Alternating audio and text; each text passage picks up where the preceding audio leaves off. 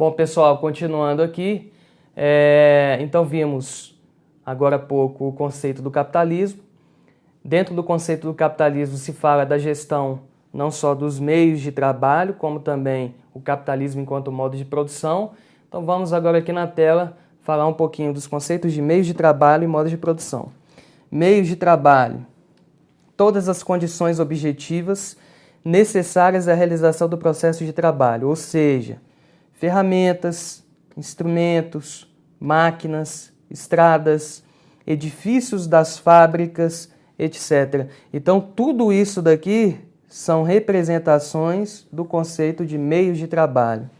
Ou seja, todos os elementos materiais que direta ou indiretamente participam do processo de produção. Então, quando a gente fala de estrada, a estrada é um meio de trabalho que participa de forma indireta.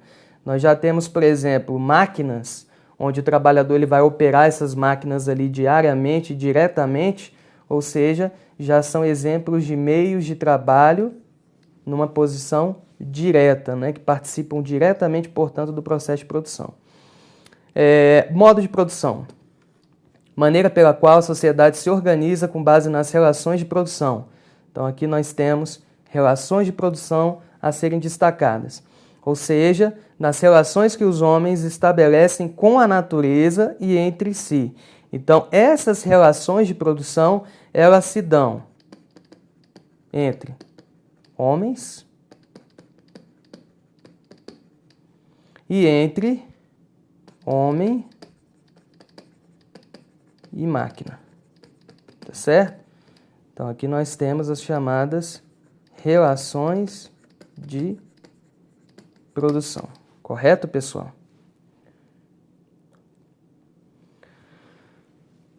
E em se tratando agora da gestão numa perspectiva democrática.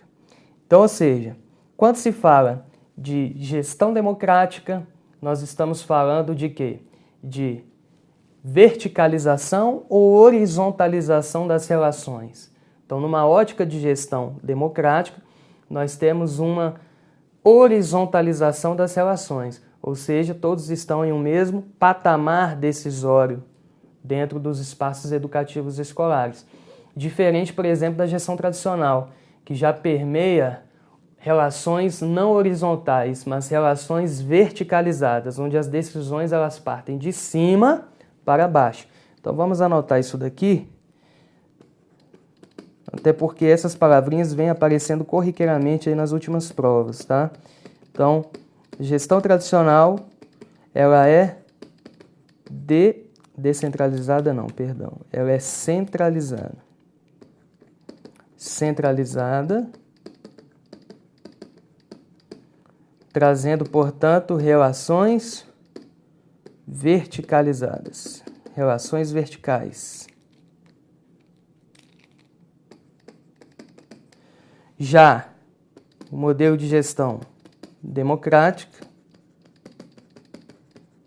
aponta uma descentralização política dentro da escola e, portanto, apresentando relações ditas horizontais. Então, algumas características essenciais da gestão democrática. Primeira delas, participação política da comunidade escolar. Então, uma participação ativa da comunidade escolar.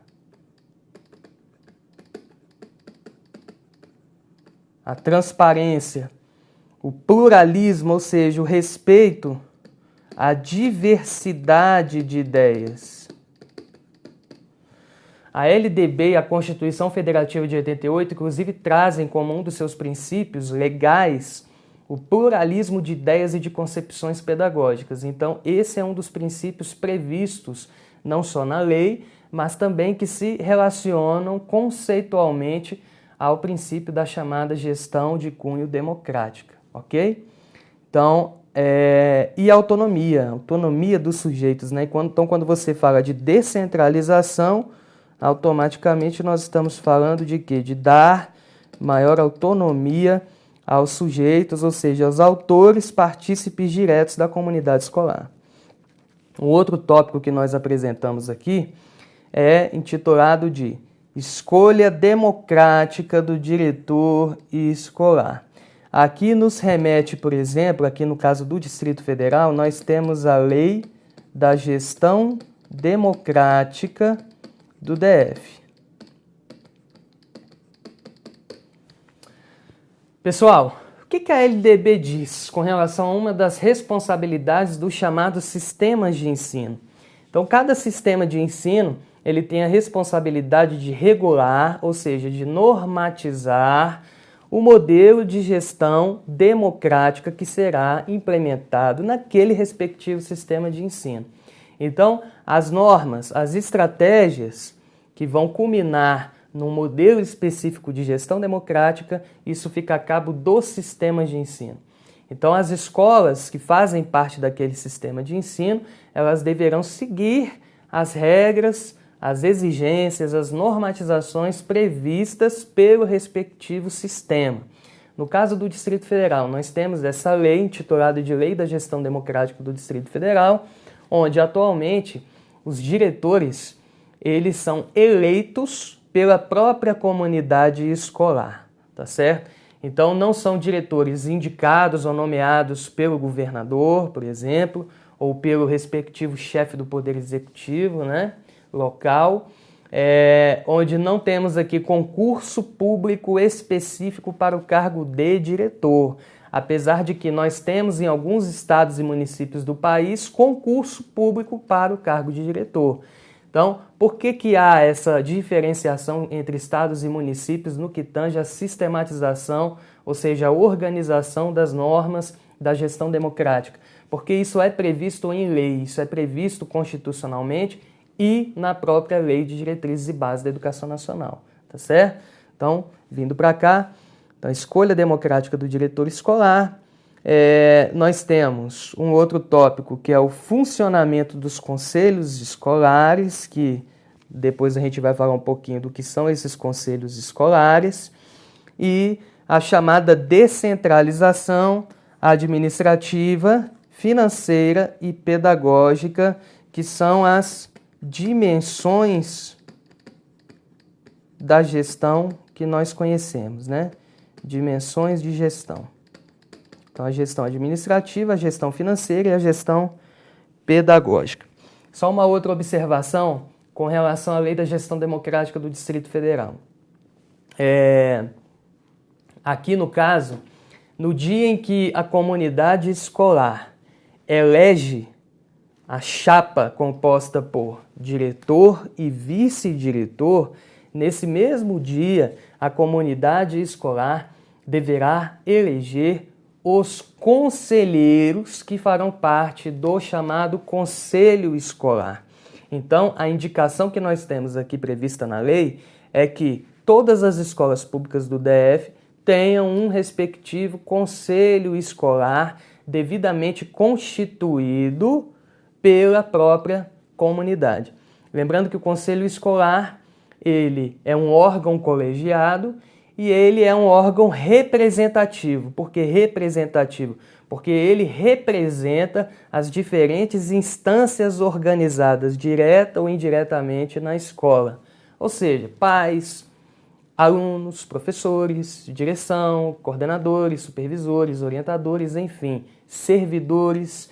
Então, toda a comunidade escolar se faz presente, tomando por base o quê? As suas representações políticas que farão parte do conselho escolar. Então, tendo um conselho escolar forte dentro da escola, as decisões deixam de ser tomadas unilateralmente por parte da direção e passam, portanto, a ser tomadas de forma descentralizada a partir das decisões propostas e tomadas pelo conselho escolar e não mais pela direção da escola, ok? Então, voltando para cá, como medidas para implementar a gestão democrática, tem-se garantir um conselho escolar forte e atuante, garantir uma organização estudantil também forte e atuante, ter uma concepção de projeto político-pedagógico elaborado de forma participativa e uma escola com uma proposta social e libertadora de educação. Então, ou seja, uma proposta crítica, né? Uma proposta que tenha realmente a intenção de transformar a escola não como um instrumento mantenedor, né, das estruturas sociais vigentes, como é a chamada concepção funcionalista de gestão. Então, nessa concepção funcionalista, a escola ela funciona como um aparato institucional a serviço de uma sociedade dominante, mantendo o status quo de uma elite que vai se manter preponderante e predominante, né, dentro das estruturas sociais. Diferente de uma concepção libertadora, de uma concepção democrática, de uma concepção transformadora, onde a escola está mais preocupada não em manter, mas em transformar, em mudar, em emancipar as pessoas, né, dentro dessa sociedade, fazendo com que a mesma seja uma sociedade mais justa, né, mais igual, enfim. Aqui nós temos, dentro desse tópico, alguns órgãos colegiados. Então, aqui nós temos os órgãos colegiados. Então, dentro desses órgãos colegiados, a gente pode citar aqui, pessoal, 3 básicos, né? Os conselhos escolares, a associação de pais e mestres e os grêmios estudantis.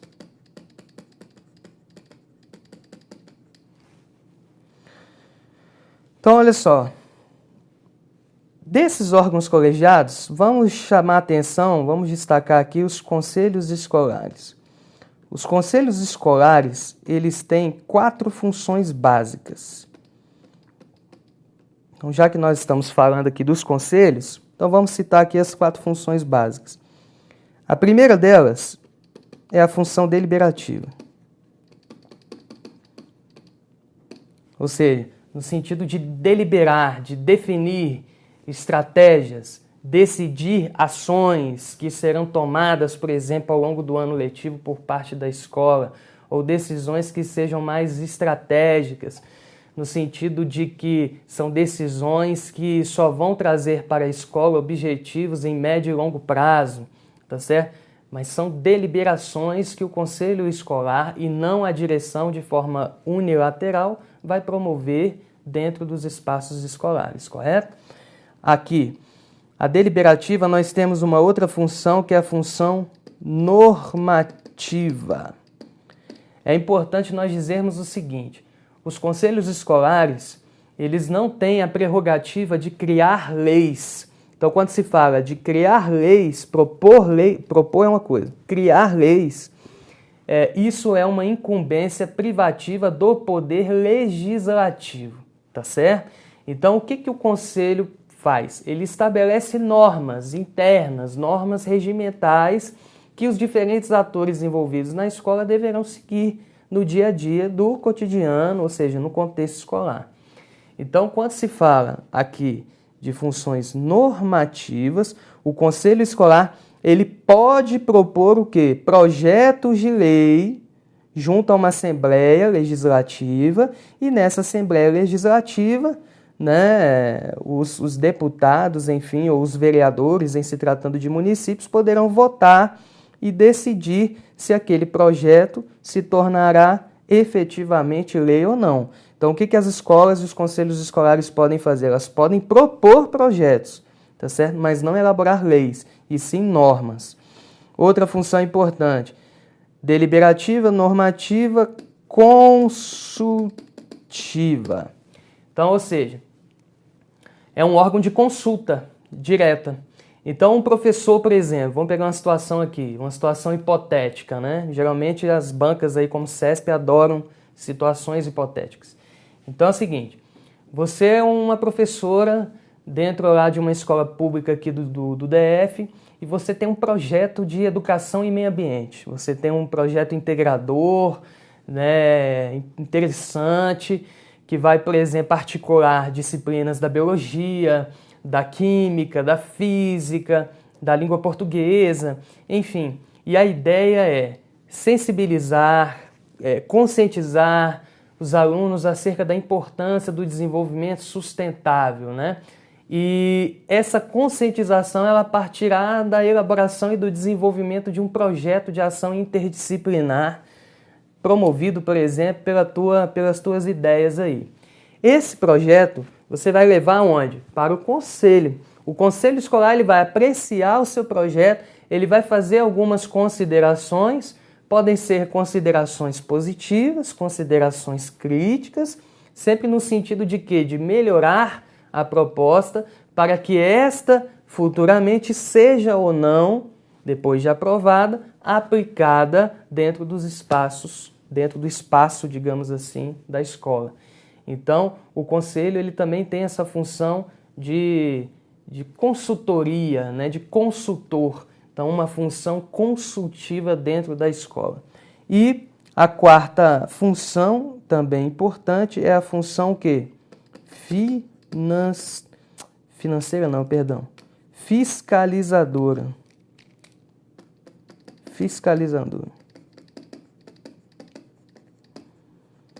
Então, a gente tem a função deliberativa, normativa, consultiva e fiscalizadora. Por que fiscalizadora? A escola, pessoal, é uma pessoa jurídica, tá certo? Então, direito público, porém o quê? Jurídica. E aí é o seguinte, cada escola ela recebe recursos governamentais, recursos públicos, de origem pública. Então, ou seja, quem é responsável por gerir esses recursos? O diretor do estabelecimento de ensino. Então, é ele quem responde pelos recursos que são gastos ou investidos, né, no dia a dia da escola. Então, este gestor, por sua vez, ele tem a obrigação de prestar contas não só à comunidade escolar, como ao próprio sistema de ensino regulado por uma secretaria de educação, que pode ser estadual ou municipal. Então, ou seja, e quem é que vai fiscalizar essa gestão? O próprio conselho escolar. Então, ele tem essa função, essa quarta função, que nós podemos ver aqui na tela, intitulada de função fiscalizadora. Dando sequência, a gente traz aqui o princípio da autogestão. Então, é o seguinte, a primeira coisa que a gente tem que se ater é, assim, em questões de prova, principalmente banca CESP, o que eles fazem? Eles colocam lá no enunciado, de acordo com o princípio da autogestão e as teorias de gestão educacional escolar, julgue os itens seguintes. E aí, o primeiro item lá, eles colocam, por exemplo, a relação disso com as tendências pedagógicas. Então, você integra princípios da gestão, ou seja, da teoria da gestão educacional escolar, com as chamadas tendências pedagógicas. Então, toda vez que aparecer na prova a palavra autogestão, muito cuidado quando eles fizerem a referência com as tendências pedagógicas. O princípio da autogestão está diretamente associado, aí vamos aqui à tela, a chamada tendência progressista libertária. Como nós sabemos, a libertária é uma das 3 tendências da pedagogia progressista, né? Então, o princípio da autogestão, também denominado de concepção autogestionária. Concepção autogestionária, né, de gestão. Isso implica no quê? Quando um organismo é administrado, então o organismo como o caso da escola, né? A escola é um exemplo de organismo, né? É administrado pelos seus participantes em regime de democracia direta. Então, aí nós já temos uma primeira característica relacionada ao princípio da autogestão. Em autogestão, não há figura do patrão, mas todos os empregados participam das decisões administrativas em igualdade de condições. Então não há figura do patrão, mas todos os empregados participam das decisões administrativas. Consequentemente, no que se refere à autogestão, nós temos uma ruptura num processo de hierarquização. Então há uma ruptura com relação a esse processo de hierarquização, que inclusive é previsto na gestão democrática. Na gestão democrática, ela prevê a hierarquia, a permanência hierárquica, tá certo? Então, ou seja, no modelo de gestão democrática foi aquele exemplo, nosso caso aqui do DF que eu citei agora há pouco. Você tem o diretor, que é eleito por uma comunidade escolar, mas você elege o diretor, o vice-diretor. Aí, no nosso caso, por exemplo, o supervisor pedagógico vai ser uma figura indicada pela direção para assumir uma função estratégica também de direção dentro da escola. Então, ou seja, existe uma hierarquização. Agora, no princípio da autogestão, não há essa figura do patrão, ou seja, há uma igualdade de condições no sentido das decisões, né? Então, igualdade de condições decisórias dentro dos espaços escolares. Aí o outro tópico aqui, a autogestão pressupõe que todos os cidadãos se tornem administradores diretos de suas organizações, empresas ou instituições. Ou seja, é como se todos eles fossem acionistas, né, de uma determinada empresa. Seus membros formam um grupo que se autogoverna. Então, o próprio grupo se autogoverna. Então, quando se fala de autogestão, automaticamente nós temos a igualdade de condições decisórias, assim como também essas condições de autogoverno, tá certo? Partindo agora da autogestão para o princípio da autonomia. Então, no que se refere à autonomia, nós temos algumas dimensões. Quais são as dimensões básicas da autonomia? Nós temos a dimensão administrativa, jurídica, financeira e pedagógica. Então, além da administrativa, da financeira e da pedagógica, nós temos essa dimensão jurídica que a gente tem que chamar uma atenção, porque isso inclusive já apareceu em prova, né? Essa dimensão intitulada jurídica, ela está diretamente associada ao quê? A uma base legal. E o que implica essa base legal? Um conjunto de leis, tá certo? Então, por exemplo, na educação, nós temos, enquanto base legal principal, a Constituição Federal de 88, a Lei de Diretrizes e Bases da Educação Nacional, as diretrizes curriculares nacionais, enfim. Então é o seguinte, toda escola ela tem que se ater a essa dimensão jurídica, por quê? Porque ela, enquanto organismo ou organização social, segundo o próprio Libânio diz, né, a escola ela tem que estar atenta às decisões de base legal constituídas, seja na esfera federal, seja nas esferas estaduais e municipais.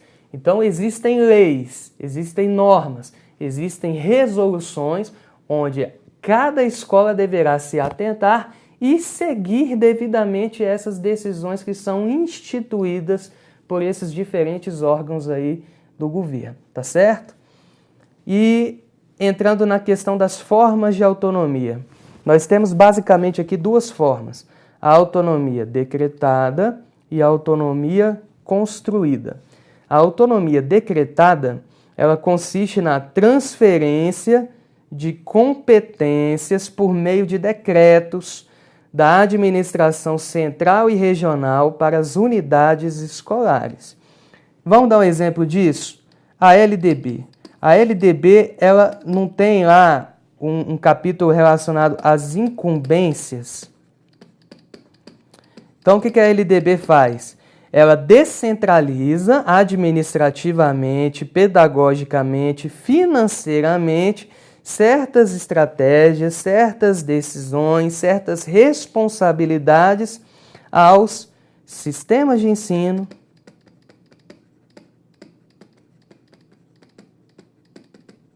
sejam eles sistema federal sistemas estaduais e os sistemas o quê?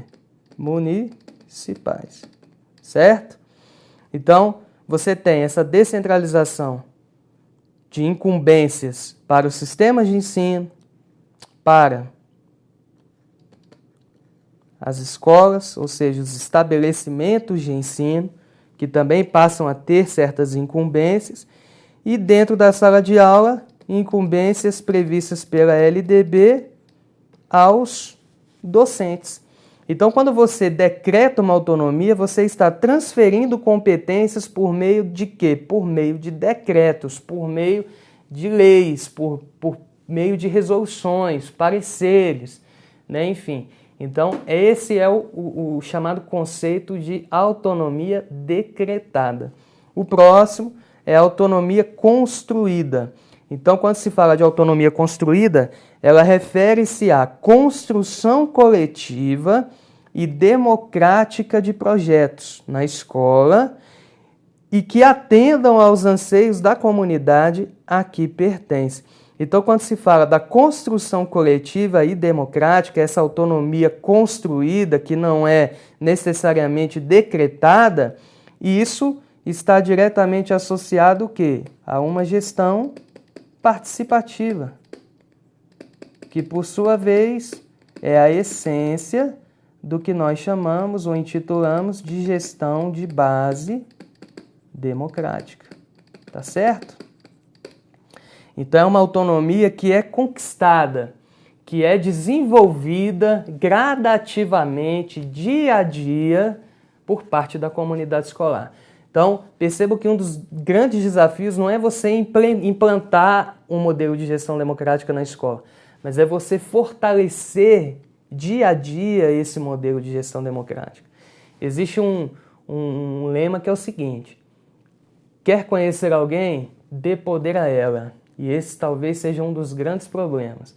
Você pode ter sido eleito democraticamente por uma comunidade, mas quando você assume o posto de gestor público, gestor institucional, tá certo? Aquela figura que vai representar diretamente os interesses, os anseios daquela comunidade escolar, você acaba se apropriando desse poder e estabelecendo o quê? Poderes decisórios de base unilateral, centralizada e que permite dizermos que aquela sua concepção de gestão democrática, infelizmente, caiu por terra, né? Então, são duas formas aqui na tela previstas de autonomia que são tanto a decretada como também a autonomia construída, ok? Então, com isso nós finalizamos mais um bloco e em breve nós daremos sequência às nossas teorias aqui, aos nossos princípios de gestão educacional escolar previstos numa literatura pedagógica contemporânea, ok? Então, um abraço e até daqui a pouco.